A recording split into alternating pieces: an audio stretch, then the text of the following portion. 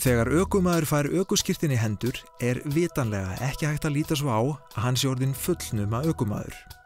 Námið heldur áfram úti í umferðinni. Þar gefst honum kostur á að þroska dómgreind sína og ábyrgð. Það má segja að ökuprófinu sé ekki lokið fyrr en hann fær fullnaða skírteini eftir að hafa verið með bráðabirgðaskírteini í allt að 3 ár.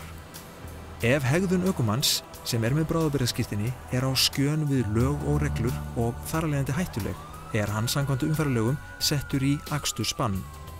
Hann þarf ekki nema 4 refsipunkta í ökuferilsskrá til að vera settur í slíkt bann. Ökuréttindin fær hann ekki aftur fyrr en hann hefur lokið sérstöku námskeiði og þreytt ökuprófið að nýju.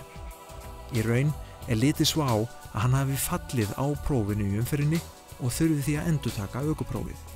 Sama á við ef ökumaður sviptur ökuréttindum í skemmri eða lengri tíma. Ef ökumaður með bráðabirgðaskírteini hefur óflekkaðan ökuferil, það án refsipunkta í 1 ár, getur hann sótt fullnaða skírteini. Þú getur kynnt þér reglur akstursbann, sérstök námskeið og upplýsingar sektir og viðurlög á heimasíðu umferðarstofu us.is.